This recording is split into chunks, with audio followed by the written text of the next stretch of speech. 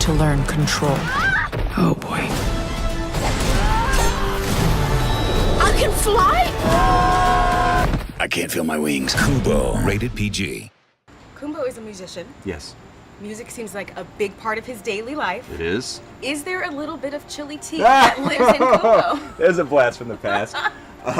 Well, you know, it's funny because you do, as you're developing these stories, you do find parallels between the characters that you're creating and your own life. You know, Kubo, he's an artist, he's a storyteller, he's a musician, he's an animator, really. And so there was a part of the way through the process where like, oh my God, he's me. How did that happen? You're growing stronger. You might not want to look quite so pleased about that. We grow stronger, the world grows more dangerous.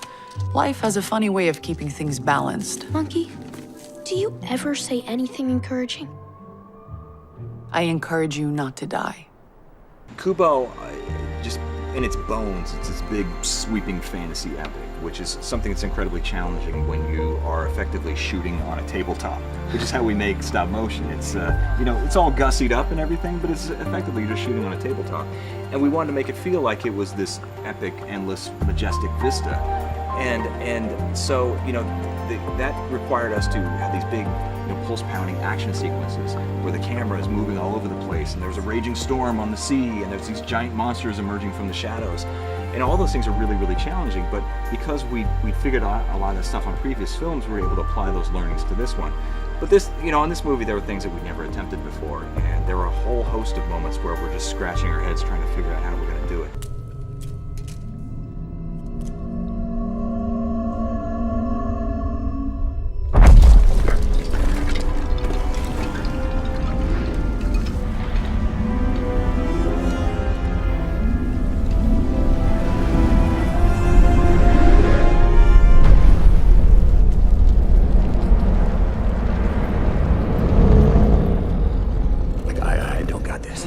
One of my favorite artists growing up was John Lennon, and he had this great song where he said, "All I want is the truth, just give me some truth." And that's what we try to do in our stories. We want to tell rich stories that kind of speak to the shared humanity that we all participate in, have this hopeful and uncynical view of the world. And as we kind of all go in our respective corners as a society and start flinging mud at each other, I think what we can find is that stories and art and film, they can elicit empathy. They can make us recognize the shared humanity that we all have. That's what I had when I was a kid. When I was a very lonely kid, and the one thing that made me feel connected to people was books and movies and art and music, and that's what we try to do here, to inspire that kind of connection. If you must blink, do it now.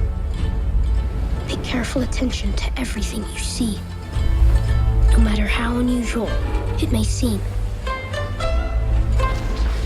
If you look away, even for an instant, then our hero will surely perish. Probably my favorite animated film when I was a kid was Pinocchio, and I think a lot of people forget how dark that movie was, how unsettling that movie was, but at the same time how beautiful and how moving that movie is. And you know, those great classic Disney films that I loved growing up as a kid, those are the kind of experiences that we want to do here, where it has just that rich blend of dynamism within it.